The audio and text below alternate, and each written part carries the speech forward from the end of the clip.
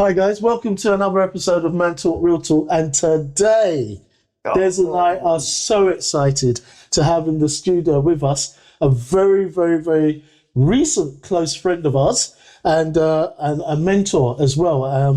And if I was to introduce this man, he has many titles, he wears many different titles and deserving of all of them. Founder of a company called Engage in Success, so look that up. Happily married man with 4 children, and today we are blessed and privileged to have Paul Becque in our studios. Welcome, Paul. Thank you very much. Welcome. Great to be here. You do not want to miss this episode. Please watch this and listen to this man.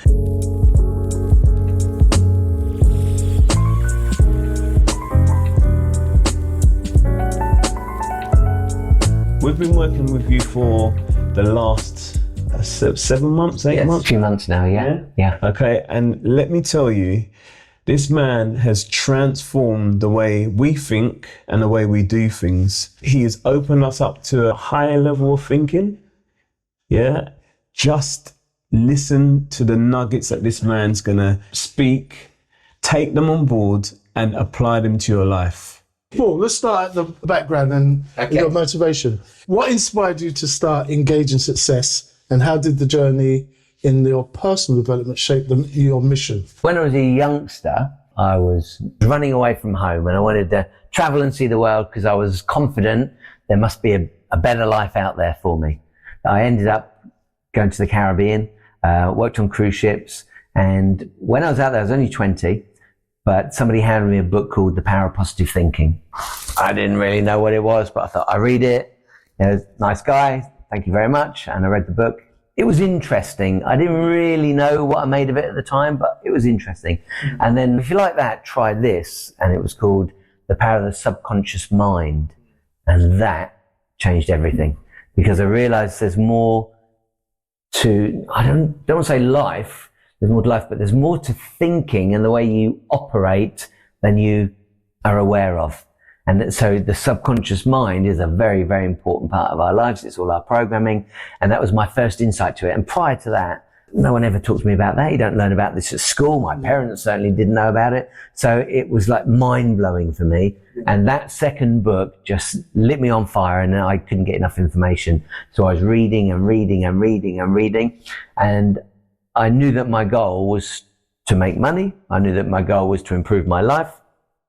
And because of the information I learned in those books, over a 6-year period, I went from being just a normal guy, I was 20, to a successful, wealthy young man. So it changed my life dramatically. And that's really because I changed my way of thinking. Talk about the thinking. So you said the things that you learned. Just dive deeper a little bit into the things that you actually learned after reading those books. What was the significant change? Well, prior to reading those books, I would never have thought about my mind. Learning for me was you go to school and you learn to do maths, you learn to do English, you learn to do physics, you learn to do whatever they teach you. And I was ridiculously useless at school, terrible at school. I got 2 O-levels. They were called O-levels in those days. So I didn't think of myself as a smart guy, but I didn't think of myself as stupid either. And I was very driven. My dad always told me I was useless and I'd never be anything. So that was a big driver for me, and I wanted to prove him wrong. Sure. So when I found these books and they were telling me that there was more to life and that you can become anything you want to, that was light at the end of the tunnel. Even today, they don't really teach you this in school. They don't teach you, you've got a mindset, a set of tools in here that can make or break you. Yeah. And so really that was the start of the journey. And I just bought more and more books and learned more and more. The most important thing here is that I started to follow the instructions in those books. Yeah. This is really important. This is key. Lots of people will read a book and they might get inspired by it. They might get motivated by it, but they don't do anything. Yeah, right. And the big change for me was the fact that I did start to follow the instructions. And then when I started to see the results, and even today I tell my clients, me telling you doesn't help, but you following these instructions, you following these rules, you trying to think a different way, you practice at this, you will start to see results. And when you see the results, then you realize it works. And when you believe it works, everything changes. Mm-hmm. So with that in mind, how would you define mindset excellence? A mindset of excellence? Yeah. probably two things there. I would go for mind mastery, and that is becoming aware of how your mind operates, becoming aware of your habits, and the other half would really be emotional management. Right. Because ultimately your subconscious mind is all the habits that you've learned, and most people don't investigate it. We don't pay any attention to it. We often hear the term, oh, it's just the way I am. Yeah. But that's not true. Sure. It's just the way you allow yourself to be because of the experiences you've had, what you think is true, what you believe. So you just follow that. But once you start to pay attention to it, you can say, well, that's not working for me. I'm going to try something different, until you start to find out what does work. So you can become a better husband, a better boyfriend, parent, worker, more successful. You can build a better relationship with money. So it's all about the way you think. We often say, it's all in your head. I'll tell you right now, it's all in your head. Yeah. That sounds a little bit patronizing, I think, when you first hear it and don't understand how powerful your mind is. And it's true, because I mean, we work with people as well, and the challenges that we find is that people don't look at the problem themselves. Yeah. So the mirror, Yeah. you know, when you look in the mirror, Yeah. you see the mirror, and what stares you back from the mirror is usually the person that you have to work on the hardest. Yeah. And you've got to like that person, because if you don't like that person, then nothing changes. Yeah. I'm going to use your mirror analogy just for visuals. So if a lady is looking in the mirror and doesn't like a lipstick, she doesn't try to change the lipstick in the mirror. Yeah. In the reflection, she changes her lipstick. Yeah. And then the reflection changes. Yeah. And it's exactly the same. So this is inside work. And I share with clients, if you're blaming the outside world, oh, it's the government, it's the politics, it's the way the economy is going, then you're looking at the reflection and trying to change yourself. That's the wrong way around. You've got to change yourself, and then the reflection will change. I love that. There's an expression that says, if there's no enemy within, then the enemy outside can do you no harm. Les Brown said that. Yeah, love it. Let's focus that on a man and how men think. How can men going through challenges, crisis situations? Okay, so it's very easy when things are not going the way you want them to blame everything else. It's the easiest thing to do, right? It's not me. I'm working really hard. I got made redundant. And of course, that isn't your fault that you got made redundant. What is your fault is if you now become a victim and say, well, I got made redundant. It's not my fault. It's not my fault. It's not my fault. Fine. Just a fact. That's the way it is. What you can now do is go inside and say, how can I change this? How can I make this work for me? You often hear stories when people say, I got made redundant. And at the time they were terrified and it scared them, but it was the best thing that ever happened to them. And sometimes you hear people have had a serious disease and they've been seriously ill, and now they're telling you it's the best thing that ever happened to them. And you're like, what? How does that make sense? And it's because we're forced to change. I always say there's two reasons why people change. One is they hear a piece of information that really sparks their imagination or makes them say, that makes sense, I want to do it. Sure. But unfortunately, far more people don't change because they want to. They change because they have to. Yeah. I call that the snap. So they wait till they're broken. A good example of that would be relationship not going as well as they would like. Mrs. is complaining, saying, oh, if you don't change, we're going to divorce. And they just keep going along. Maybe they're saying, oh, well, I'm trying this and I'm trying that, but they're not really committed to going inside and changing. Yeah. They might be thinking, I'll just appease her. I'll keep her happy. I'll make her happy. Sure. But it still breaks up. Yeah. And so ultimately they've got to go inside and find out why they're operating the way they are. Yeah. Sometimes it's very surprising. You know, sometimes you find out you might have been abused as a kid. It could be scars from something your parents said to you. And sometimes, absolutely true, I've had clients that said this, their parents love them. They know their parents love them, but they said something on a day, a specific day, they failed exams or something didn't go the way they wanted it to. And the parents sat down with them at the kitchen table, told them how disappointed they were. And that scarred them for many, many, many years. Yeah. And now they're carrying that around with them, thinking that they're not as good as they should be. Yeah. They'll never be as good as they should be. It's not true. Often, that might be an important piece of information when you're young. It's understandable why you might feel the way you did at the time. But what's the point in holding on to that 10 or 20 or 30 or 40 years later? changed the way you're thinking. It was understandable then. It's no use to you now. So with that in mind, could you share a pivotal moment where you've witnessed a transformation in somebody that you've been working with, and how did that take shape? Okay. Don't want to share any names, but I can immediately remember very clearly, similar situation, probably had that in my mind when I said the word kitchen table. So a young lady, very, very, very good at sports, medals galore. And then one day she didn't win. And her parents were very, very disappointed with her. She decided not to do sports anymore, changed her life dramatically, went off to a whole new country, became a journalist.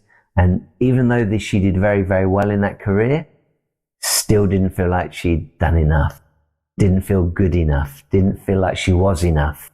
And yet she was doing very, very well in life. That's just because her parents, she told me they love her. She knew they love her.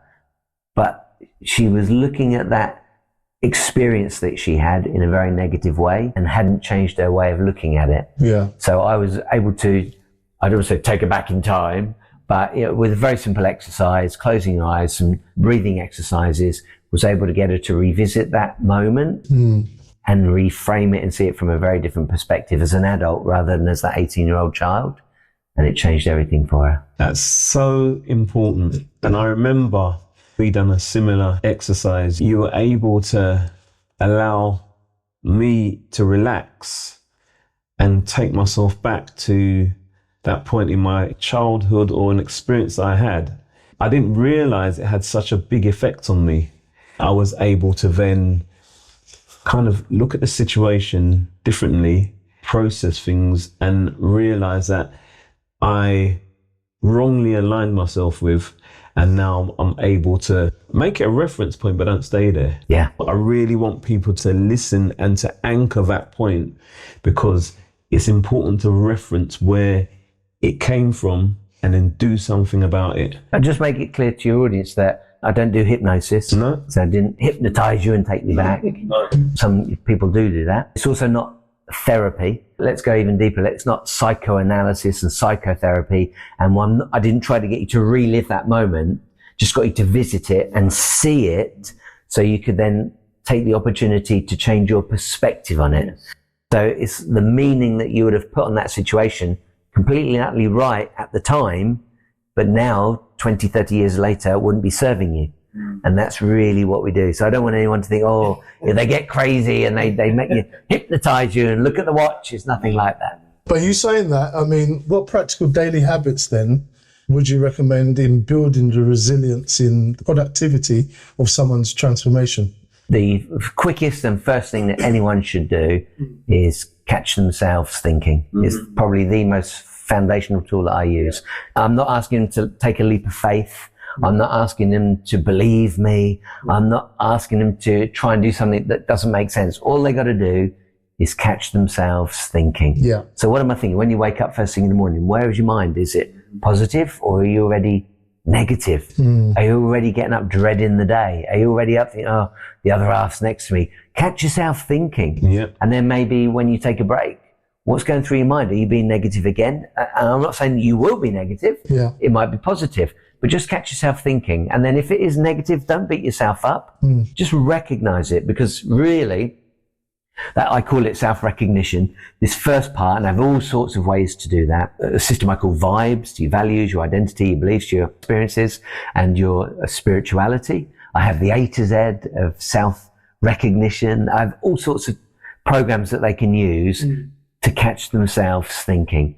And once you start to recognize, then we can move on to the next part, which is self-regulation. And so self-recognition is number one. Start to see the patterns, the things that you're doing, the way you're thinking. Yeah. Are you procrastinating? Why are you procrastinating? So even that, if you can recognize, oh, I procrastinate, I never want to do this, I never want to do that, I put that off, and it may just be in one area of your life. Yeah. But once we can see that, then we can find out why. It might be something from your childhood. It might be something that happened when you was at work. There's all sorts of things that happen. The minute I said work, a recent conversation jumped in my mind where a gentleman, when he was probably 18, 19 years of age, he got this job and he thought he was up on his feet, he's out of school, he's going to get going.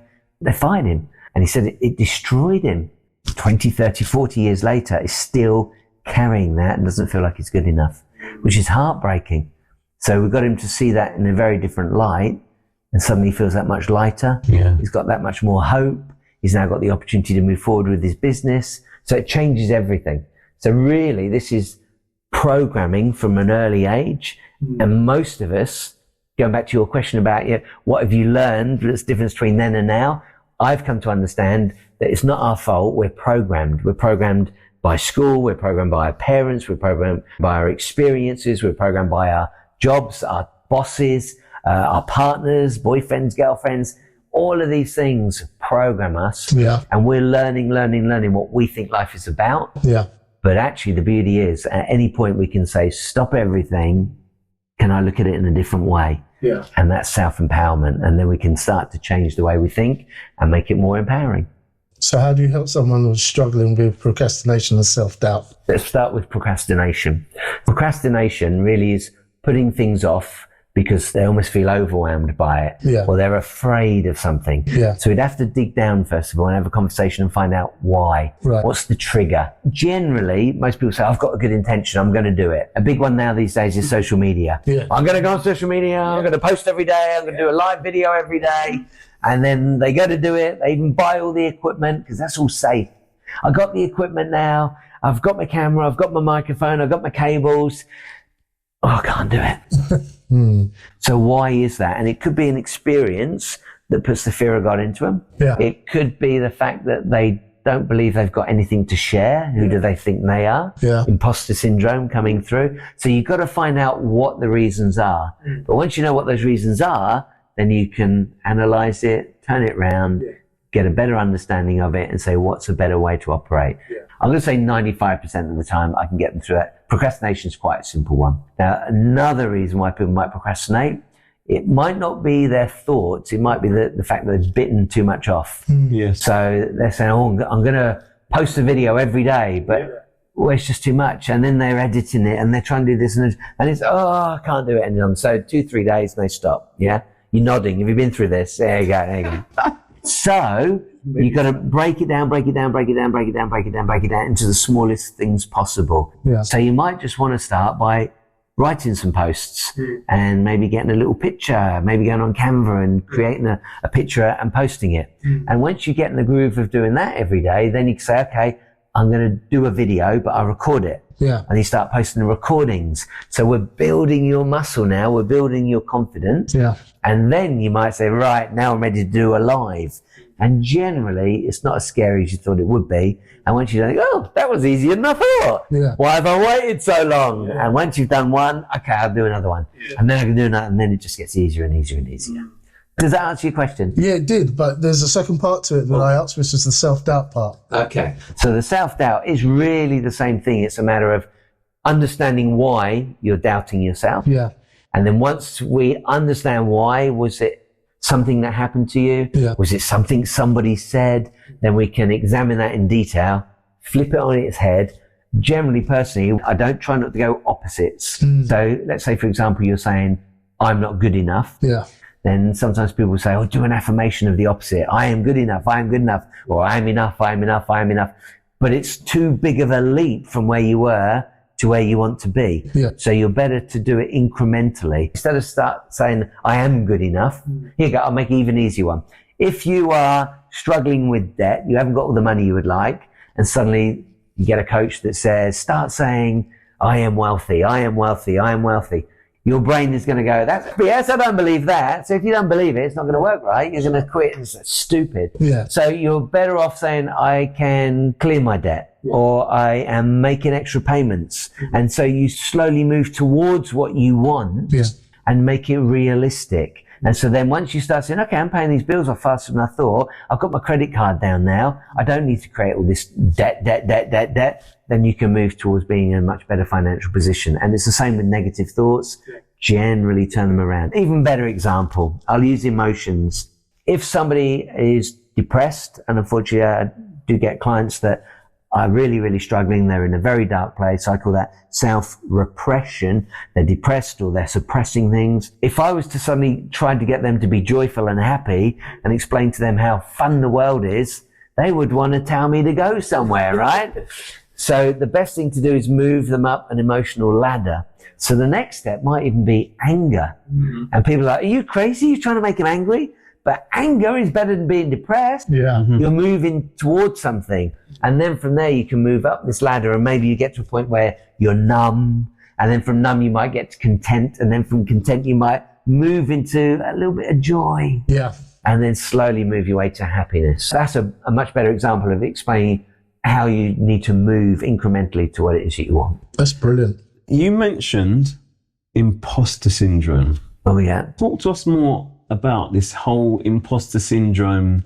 It's just become like a buzzword, really. I'm not saying imposter syndrome doesn't exist, but it's a new term for it. Because ultimately, if you feel like an imposter, let's say you've been a car mechanic all your life, and now you want to become a motivational coach. You're taking a big jump, a big leap. And so it's very understandable why you might say, who do I think I am? Even better example. So I get a lot of work with organizations where somebody's been working on the floor in the trenches with everyone else. Let's say cold calling. And now they're doing really well. And so they've been moved up to a manager. Yeah. And now they've got 3 or 4 people working for them. Well, they suddenly get this feeling of imposter syndrome because they're like, who am I to manage? Right. And so here you get another example. Somebody that wants to scale their company. They could be an entrepreneur, or they've got their own business, and now they know that they're handing over, doesn't matter what the number is, I'll just make a number up. They're doing $500,000 a year, they want to get to $1 million a year.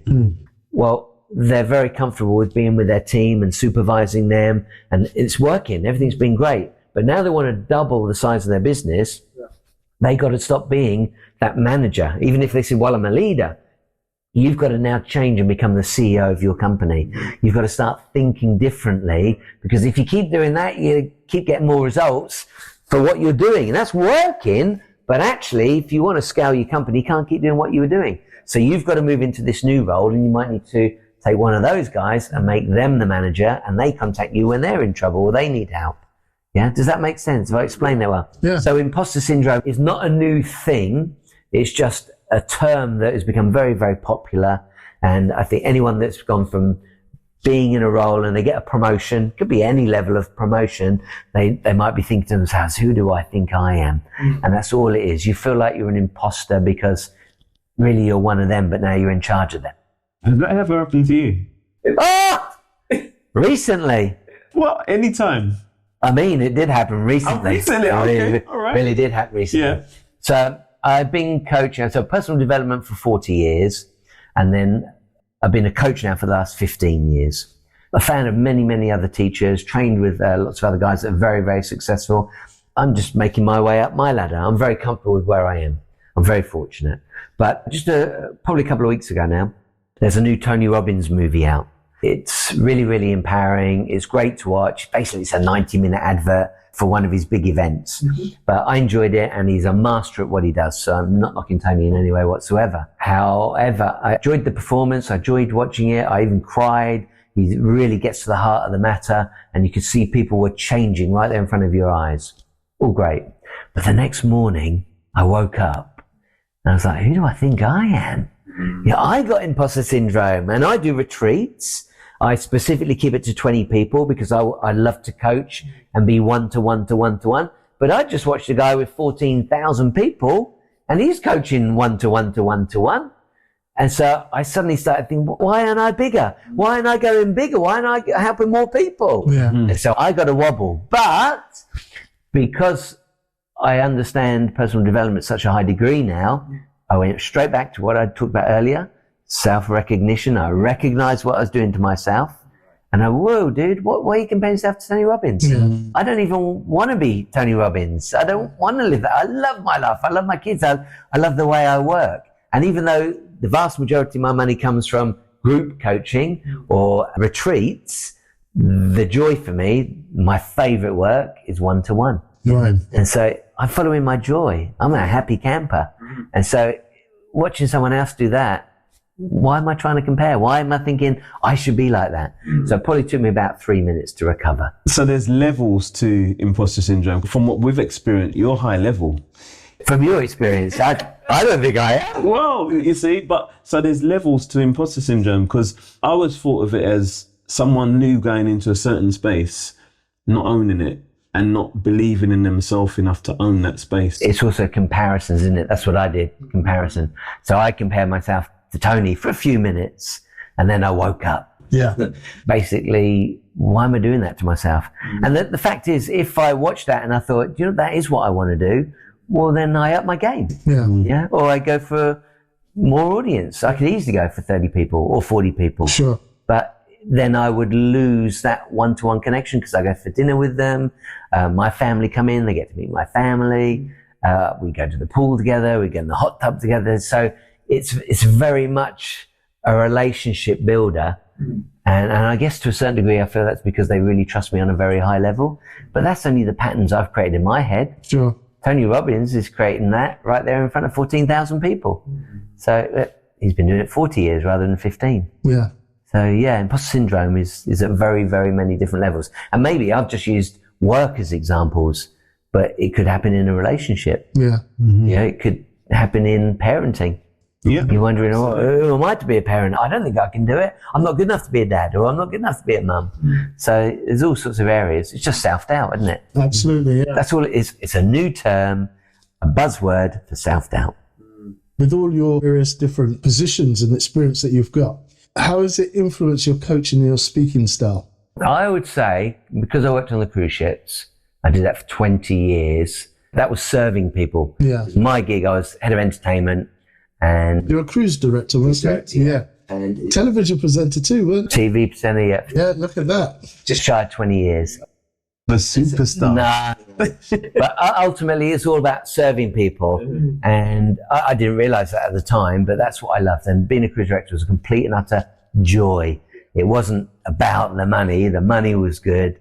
The travel was good. There's lots of reasons why I loved it. But actually, it's because I love being out with the audience. I guess there's a personality on the ship. And so that gave me a great head start in public speaking. Right. So I was delivering all the information about ports of call, delivering all the information about where they could go shopping, delivering information about what they could do on the ship, doing lots of the activities. That gave me a great head start. So that influenced me dramatically. So being on a stage with a live audience is kind of innate for me. I learned that. But again, I learned it prior to that. Yeah. That was not what I did. Yeah. Prior to that, I'd not trained in public speaking or anything of that nature.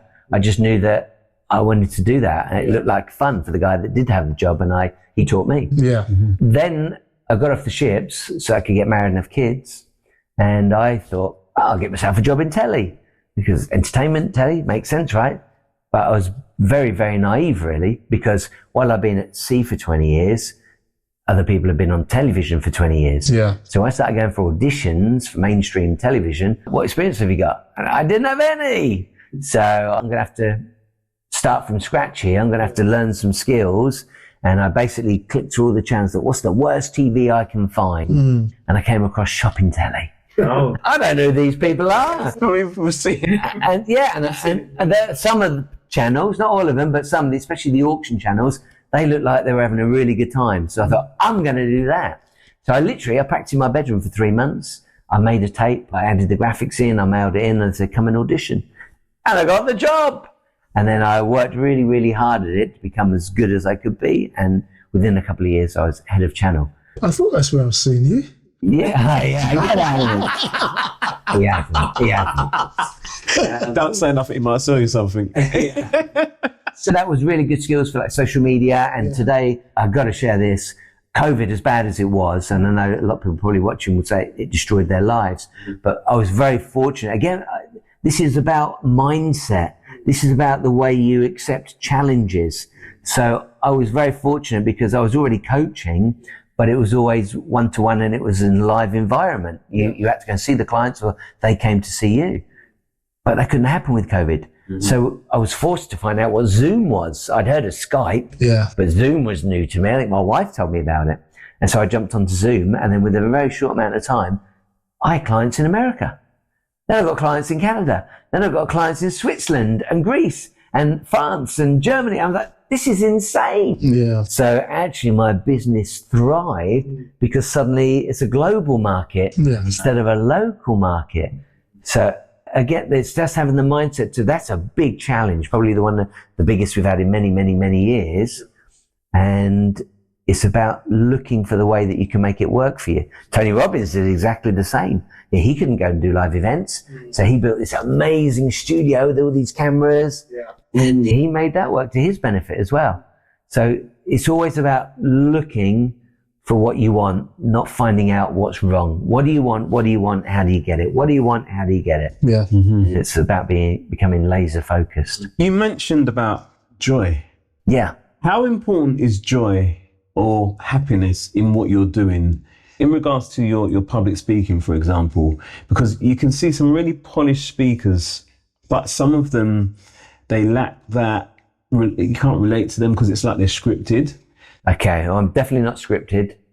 I have a guideline, and the guideline might be the PowerPoint, so headings might come up, and that would lead me on to the next content. Actually, my favorite presentation to do is all on flip charts. So there's no PowerPoint whatsoever. But in my head, I have an idea what the next segment is, and then the next segment, then the next segment, but it's not scripted.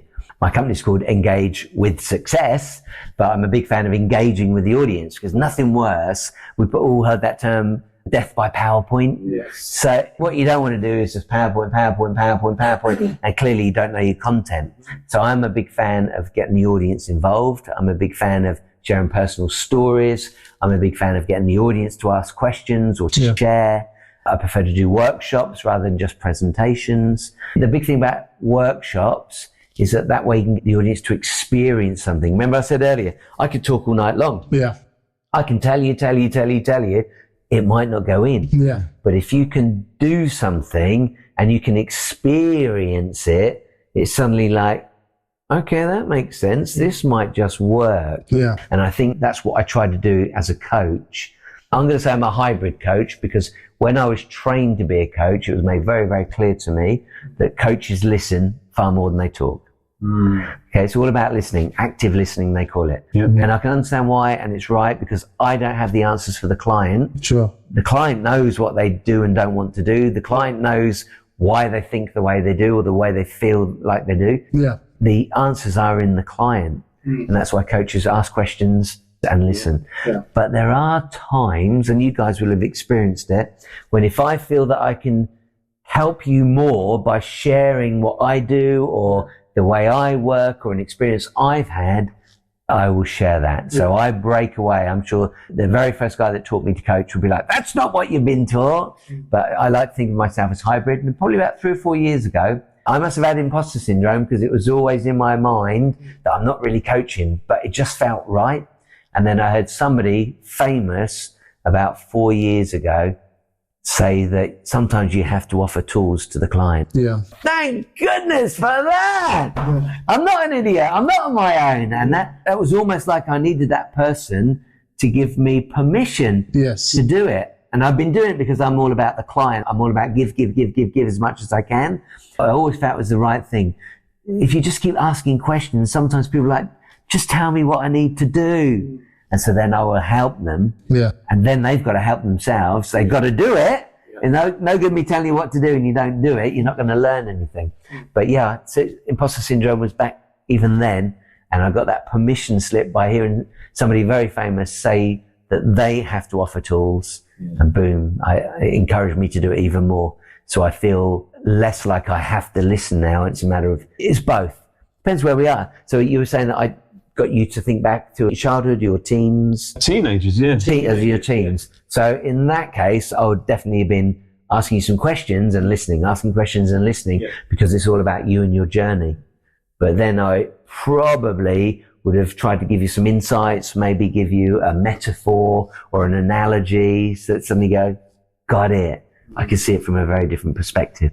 Yeah. But that's the thing in this industry, it's about listening before you can offer those tools. Because we were told a long time ago, and I've kept it as part of my thing in the head all the time, is that we've got 2 ears and 1 mouth, and we should use it in the proportion in which we've got them. So you can't offer anybody anything unless you are listening to them with the right heart. Yeah. And I find that in this industry, sometimes you get found out quickly if you haven't got the heart for the clients and you're not listening twice as much as you're speaking, because you're missing the point. Yeah. So with that said, what in the industry for you has made you change and created your own style for the personal development? I do know the answer to this one. It's because originally I didn't plan to become a coach. Yeah. But what I wanted to do was create something to help my kids learn faster than I did. Yeah. So let's say at that point, I spent 20 years reading personal development, going on training courses, going away on retreats, learning, trying to become a smarter guy, a better guy, more emotionally connected, certainly much better mastery of my mind, use of my imagination. And so I've got hundreds of books. I have a library of books. I've held on to all of them. Very few that you're suddenly like, rubbish, it's in the bin. But if I really can't connect with it, if I think it's rubbish, I'd let it go. But generally, in my mind, all of these personal development books are great. And they're trying to tell you all the same thing, but from very different angles, or they're focused on one particular area. For example, you could get a book on goal setting. Yeah. Very, very valuable, very important. You could get a book on intention. Very valuable, very important. But you need to start marrying all of these ideas up. Yeah. And so what I want to do is create a system that my kids could learn and go, okay, Dad, got it. And that's really what Engage is, the model that I share. So that began 20 years ago. And as I started putting that together, of course, I was talking to friends, they come over for dinner, and then what are you up to? And I go, oh, I've written this program, it's called Engage. And I started sharing stuff and they're like, that's brilliant. I want to learn about it. And then I started going, people might want to learn this. And so really it was originally for my kids. Yeah. And then my friends were interested. And so I thought I need to start sharing this. Yeah. So I, in my head, thought I had to become a coach because it's personal development. So I started training as a coach and then realized that one-to-one is great. Coaches one-to-one is fine. And if they do that for a living, brilliant. But actually, if you want to have more, let's say, wealth and abundance, and you want to make money faster, then you need to have either a bigger audience or charge a higher price. Personally, it's only personal. Some people will charge a lot of money for training, and there's nothing wrong in that. I'm sure it's brilliant value for money. My problem is, and it's my programming, it's my choices, the people I want to help are like I was, working class. My mum was a dinner lady in schools. My dad was a bartender on the ferries to and fro Dover in France. They're the people I wanted to help. So if I push my price up and up and up and up, and I have pushed it up over the years, but I try as hard as I can to keep it very, very affordable. And it is affordable. The way to make money is really go one-to-many. So I do online trainings, which is very affordable. And you can have 20, 40, 60 online. You can have 100 people. But in my retreats, which is a 3-day weekend, that is my highest ticket price. Certainly my best money. 20 is the maximum I have on it, because that way I've still got time over those 3 days to work one-to-one with each of those clients and build a rapport. And it's when you build that rapport, you take that deep dive and they grow to trust you. And with that trust, they share. And with that sharing, they get more insights to what's really going on in their own mind. And hopefully you guys have experienced that over the 7 months we've been working together. Absolutely, yeah. So how do you see engagement success evolving in the next years to come? Well, the next thing's a book. So I've got it. The book's like that thick. They're all notes. They're on my notes over the years because it is a system. So even you guys will have experienced some of the system. I've taken you through some of that. But I want the book to go out there and be mainstream so people can read it and understand it. And if they go, this makes sense, I like it, then they might want to come for training. Because ultimately, it's a framework. So E is for evolve, and that's about evolving your mindset, because you must evolve your mindset. If you keep thinking the way you're thinking and you keep experiencing the same emotions over and over and over, then you behave the same way, and so you get the same results. And so if people feel like they're on this treadmill and it's just going round and round and round and round and they can't get off, or I'm working even harder but I can't make the money I want, or I'm working even harder but I can't get the results I want, it's because the mentality has not changed. There will be psychological barriers. Procrastination kicks in, overwhelm kicks in, imposter syndrome kicks in, and we can help you get over that. Books are brilliant and you can learn information in a book, but the problem is most people don't do the work.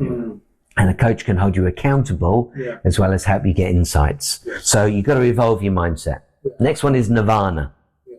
And nirvana, some people are nirvana, that's a bit odd, a Buddhist word, a Sanskrit word, but it's life without stress, without struggle.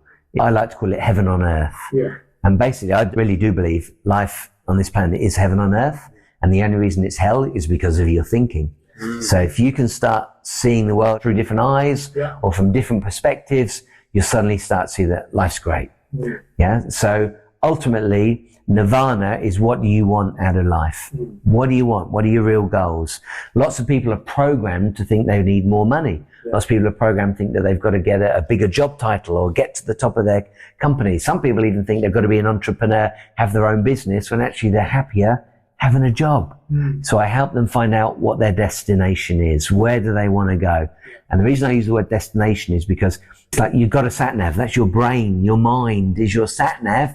But if you don't put a postcode in it, where does it take you? And so nirvana is your postcode. What is your idea of heaven on earth? So once we've got that, then we then move on to grace. And grace is an entire system in itself. And this is really key. Talk about the word joy.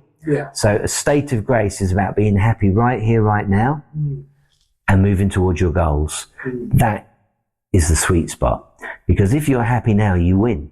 I don't care what somebody does for a living. I don't care how much money they earn.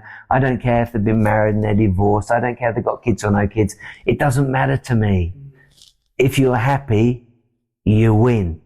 If you're saying life's amazing, you've won. End of story. You wouldn't want out. So true. But most conditioning will make people think, well, I need a bigger house, I need a better car, and we're comparing to ourselves to different people. So with all of that going on, they'll probably find that they're unhappy. But if we can get happy now, and I don't care how big their goal is, happy now moving towards your goal, I promise you, once you get that goal, you're going to move the goalposts. And once you get that goal, you're going to move the goalposts. So what, you're never going to be happy?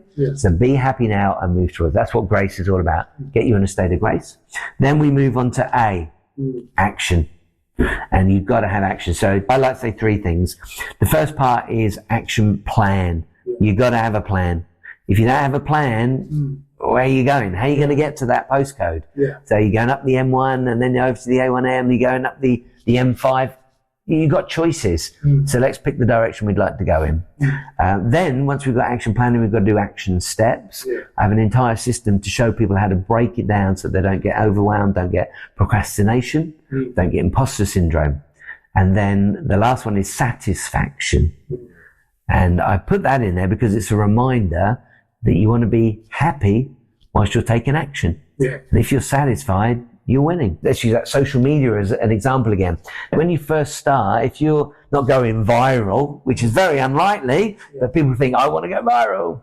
As long as you're posting, and then you're posting, and then you're posting, you're going to get better and better and better. Maybe your first few videos aren't that great, but if you keep doing it, they're going to get better and better and better. And then people will find you, people will start following you, and it will grow and grow and grow. Action, really, really important. Then the next G is for grit. Resilience, because we would love it that you can get a mindset coach and now everything's perfect.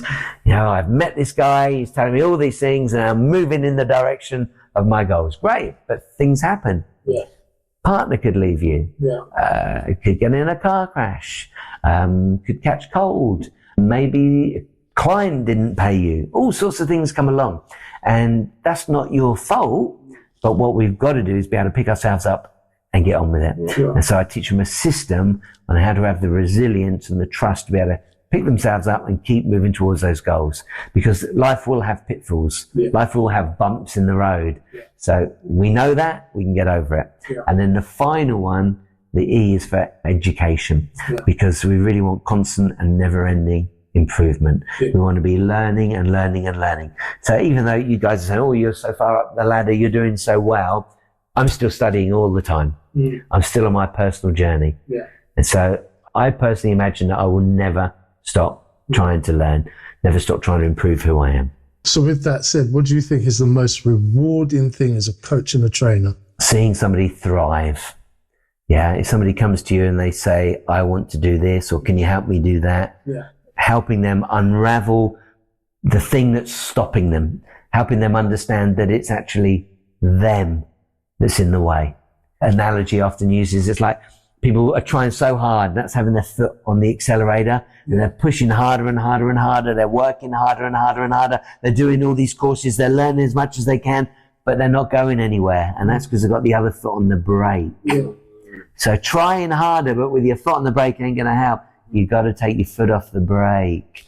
And that really is coming to the understanding that you've got limiting beliefs, you've got psychological barriers, things are getting in the way. And if we can just get you to see that, recognize it, we can regulate it and change it. Yes. The limiting beliefs, again, similar to imposter syndrome, right? Yeah, just BS. Yeah. Something you made up in your head. Right. Something you believe. So what is a belief? It's a thought you think over and over and over again. My dad, to use his exact terminology, you're a duff twat. That's what he used to call me all the time. Duff twat. I could grow up holding on to that and think, oh, my dad's right. Especially when I failed all my exams, I got 2 O levels. I'm a duff twat, right? So I had the choice. And this is the important, we all have the choice. I could decide to believe that, which would have been understandable. Because as a kid, if your dad's telling you that's what you are, you could believe it. But I decided not to. And I don't know where that inspiration came from, but something inside me said, that ain't true. And fortunately for me, I decided I was going to prove him wrong. And I did. And that was a big joy. And I absolutely believe to the core of me that we can all be, do and have anything we want. Just got to set your mind to it. Limiting beliefs are BS. why? Because we decided to believe it. Right. It's not necessarily true. Right. That helped me massively. Don't want to put you on the spot now, Des, but what was the limiting belief that you were able to see that was untrue? I realised in my early 20s, I failed at an exam. I think we discussed this. And throughout my life, I'd succeeded at absolutely everything. Everything I'd won awards, medals, I'd won it. So you were an achiever. I was an achiever. The whole feeling of failure to me was so foreign and it upset my inner parts. And then as a result of that, from there onwards, I realised I had a limited belief that I couldn't do something because of that one moment. The moment I was able to unpack it, and again, you helped me to do that, unpack that whole situation, then I was able to recognise that that was actually a load of nonsense that I thought. I built that whole thing up myself, and lots of people do the same thing. They build up this false picture. It's not real. It's a moment that happened, move on. And because of that, I was able to then move on with my life and recognise that that's not going to stop me. Yeah. Because we've got something within us and we have to do what we're called to do. It's what we say. Don't allow those beliefs, false constructs that we place in our minds, don't allow that to stop you from doing what you're here to do. Yeah, correct. That's my little outburst. It is true, isn't it? We get an idea in our head. Yours was one you created for yourself. I created it myself. But it could be simply a mum or a dad saying something to you, and you took that really seriously. And as a kid, obviously, people do. And then it just stays with you, stays with you, stays with you. And you could have it decades later. Yeah. But it's really important. You can't help somebody unless they're ready to be helped. That's right. So they've got to want coaching. They've got to want change. And change, unfortunately, can be very, very difficult. You know, there's a lot of resistance to change and people don't understand why. And as a coach, I'm able to help them understand why there's this resistance. Once they can see that, then they can see a way forward as well. So if you could give your 21 self, Paul. My 21 self. 21-year-old. Yeah. All right. I was already rocking it at 21. Yeah, I'm sure you were. But if you could give yourself some advice back then, what would it be? Keep going, kid. And the reason for that is because I'd escaped the UK when I was 20. I'd already got onto the cruise ships. At 20, I just went on as an entertainer. Yeah. I went on doing like Marcel Marceau and Michael Jackson robotics. Mm-hmm. Yeah. I used to busk in the streets. Really? Used to go, it's about £60 an hour. And that's in the 1980s. Wow. Yeah. That was a lot of money in those days. Definitely show my age now. I'm 60 now. Fact is though, at 21, I'd already got those books. So I'd already got a good understanding of the power of positive thinking. Yeah. And if somebody's listening right now and they think, oh, I've heard about that positive thinking, PMA, positive mental attitude, it's all BS.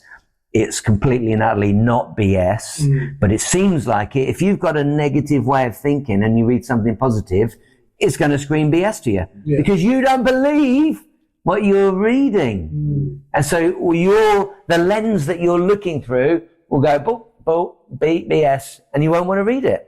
Same with coaching. So if I try to tell you something and you're resistant to it, it's because you're just not ready yet. But I'd already gone on to the power of the subconscious mind and realized that the way I operate, a lot of it wasn't conscious. It was subconscious. It was from all the background that I had. And the minute I was able to change that and say, I want to be like that guy. My boss was the cruise director. Yeah. And I was like, I want to be on the money he's on. I want to be the top guy. And a year later, I've got to share this bit. This is important. So I'm 21 years old. I'm already telling people I'm going to be cruise director.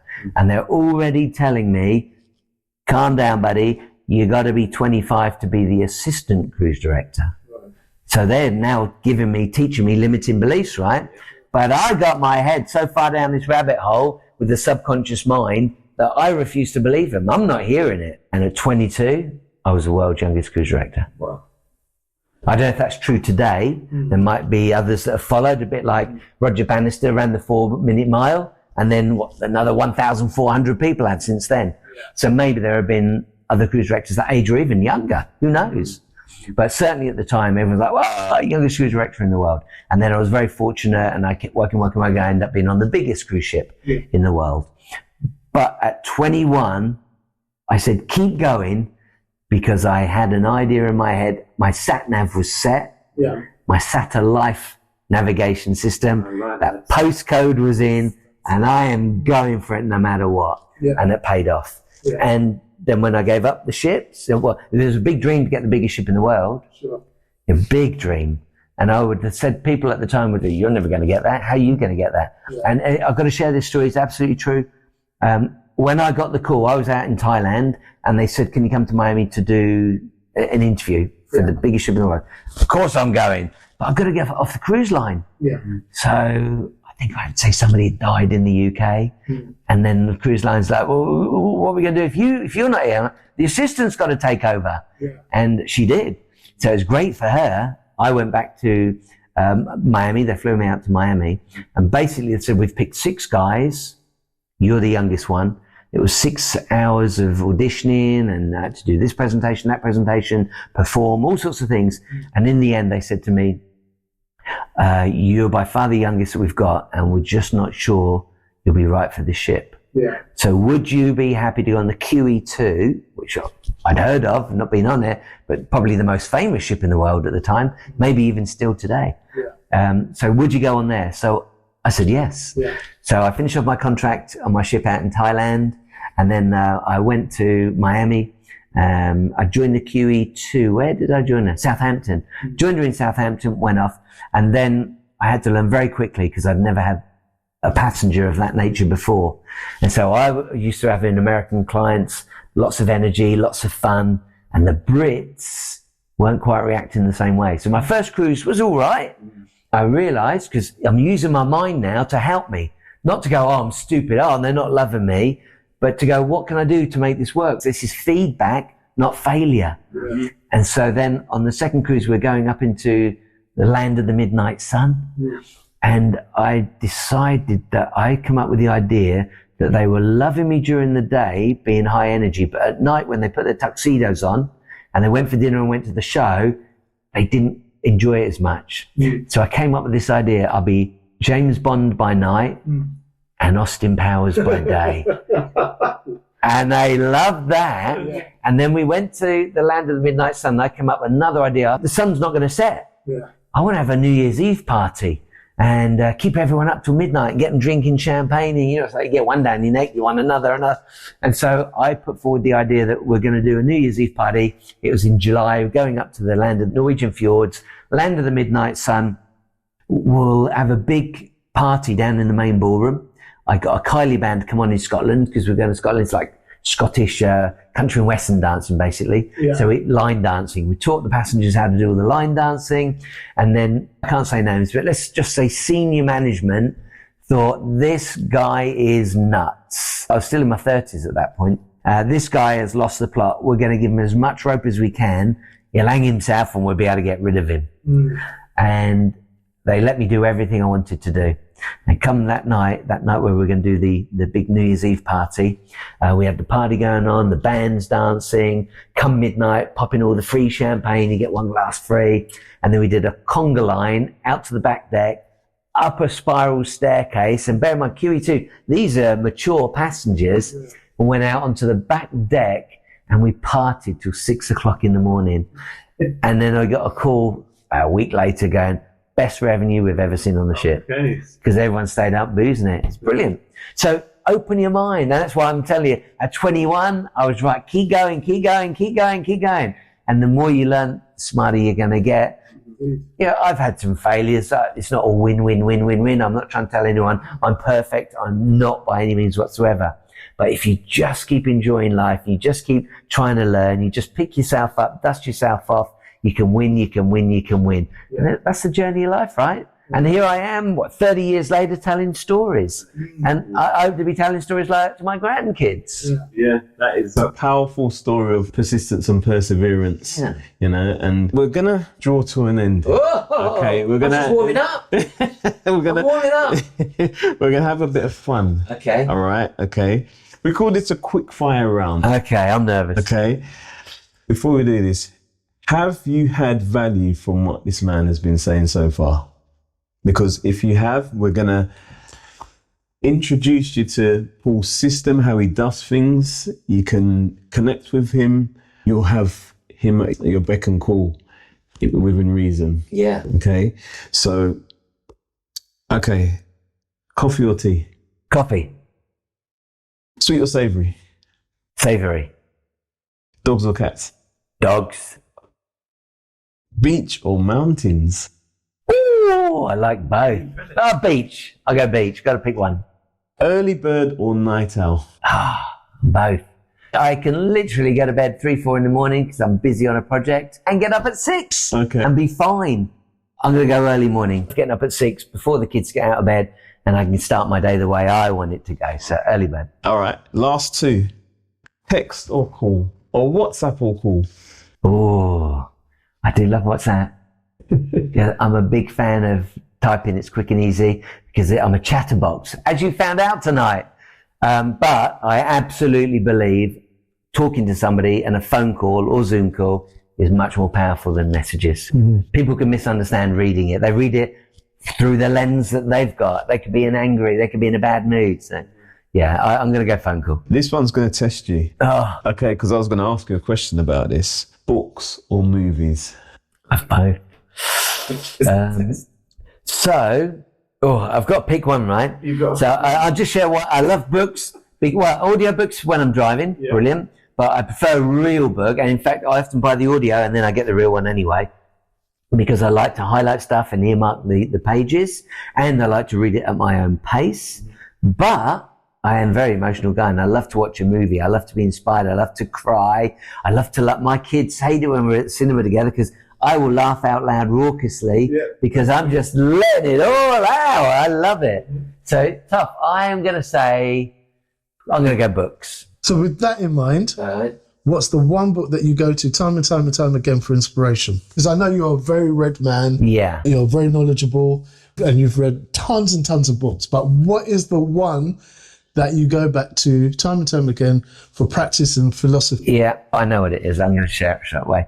It's a book called Awareness by Anthony DeMello. Okay. And it's not everyone's cup of tea. I'm not recommending it to everyone listening because it depends where you are in your journey. So bear in mind, I'm 40 years in. Yeah. And so a little earlier I talked about evolve. My graphic is a mountain. Yeah. Not that it has to be a tough climb up a mountain, but when you're at the bottom, generally think of it as trees all the way around. So it's dark. We talk about repression as a dark place to be. And as you make your way up the mountain, the view gets a bit better. There's a lot more light. Yeah. And as you make your way higher and higher and higher, the view gets better and better and better. Yeah, I'm going to have a good word here. The higher up you go, the more you can transcend your own thoughts. Yes. And when you can transcend those thoughts, you have the opportunity to look at them objectively and go, well, what's the more empowering choice? I'm going to do that. And so that book for me really helps people understand that your thoughts are BS. And probably your beliefs are BS. And almost everything you're doing in your life is just programming. But we think of our thoughts as being us. We think of our emotions as being me. And so we take ourselves as so seriously. But we're all going to pop our clogs. And while you're here, why not have the best time you possibly can? Absolutely. So, favourite movie? I've got two in my head already. I'm going to go with... Oh, do I go with a crazy one? I'm going to go with it. Magnolia. Oh. Have you heard of it? Yes. Yeah. Tom Cruise is in it. He plays a crazy character in that. Yes, yeah. Okay. Yeah. I was thinking the steel of Magnolia. Oh, no. Still Magnolias. Yes. No, very different to that. Yeah. At the end of this one, it rains frogs. That's how crazy it is. Right. But it's, for me, it's about life. It's quite deep. It's quite philosophical. And so, again, it depends on the perspective you're watching that movie. So if it's not your cup of tea, you'll be like, that's a ridiculous film. You might love Tom Cruise's character. It's quite funny. But it really is, it's about life. Yeah. And the other one that I love is called Shortcuts. And that's in LA. I lived in LA for 4 years. I love LA. That's also about life. A lot of famous actors in that film. Okay. And in fact, it's my favourite genre. So I guess the closest thing to that in the British films would be, I would go Love Actually, which is very high up on my... So it's lots of different characters, and it's showing you the way their lives are, and then they often cross paths. So those are my favourite kind of movies. It's about life. Yeah. And you can see the pain people are going through, and I think that's very cathartic for people to see. It helps them understand life. So yeah, I'm going to go Magnolia. Okay. Well, Paul, we thank you for being here. We thank you for your energy. We know that you're going to go on to bigger and better things, and hopefully we won't be too far behind you. Where can people find you? Go to the website, engagewithsuccess.com. Yeah. And engage is the acronym for the system, but really, if you don't engage with the success you want, you're not going to get it. Yeah. There's a button on there that says resources, and that lists films. They are films that could help people get insight or become inspired. Yeah. So there are inspirational movies on there. There are documentaries on there, documentaries about neuroscience, about the way the brain works. Okay. And neuroscience is becoming more and more mainstream all the time. Yeah. So you can learn about it very quickly. There's books on there, old books, ancient books, books as old. The Emerald Tablets, for example, are on there, and the content. So it will give you a great guide, places to go and look for things. And there are also teachers on there, people that I've personally worked with or trained with, but also people from many, many, many years ago. There's a lot of books that are 100 years old, a lot of teachers from 100 years ago. If somebody's thinking this is really interesting, I'd like to learn more. Yeah. I try to give as much as I can for free. Yeah. So the number one thing I would say is this content, what we're talking about, I would say 20, 30 years ago, people are like, are you crazy? Positive mental attitude, positive thinking. Yeah. Or it's like, what's that? But today, more and more people, especially with social media and podcasting, the word is out. Today, it's becoming more and more mainstream because it's proven to be true. Yeah. So resources is number one on the website. And then you've also got the opportunity on the website to get a free discovery call. So we can have a 15-minute call and they can find out what I have to offer. Yeah. Can I help them or not? Am I the right person to help them? Yeah. And then I also do free trainings now and again, and they will find out all about that on the website. There's a free newsletter every Sunday. Every Tuesday at 7 p.m, I do a free community coaching. So if people are thinking, I want to know more about Paul, or I want to get involved, or I want to ask them questions, they can come along to that. Just register and you get sent an invite. So those are all the freebies. And then if somebody's got a company or owns a company or belongs to an organization and they would like me to go and do a free 45-minute motivational talk. It inspires the audience, and then after that, they've got the opportunity to work with me in generally 3 different ways that I offer. So it can be one-to-one, it can be group coaching, or they can take on a year's program, of course, retreats as well. You've been listening to the awesome Paul Becque. We thank you for your time. We thank you for your knowledge. Thank you. We thank you for your heart. We thank you for everything that you represent. Will you come back on again? I will, of course I will. I'd love to. Brilliant. Great. Thank you so much. My pleasure.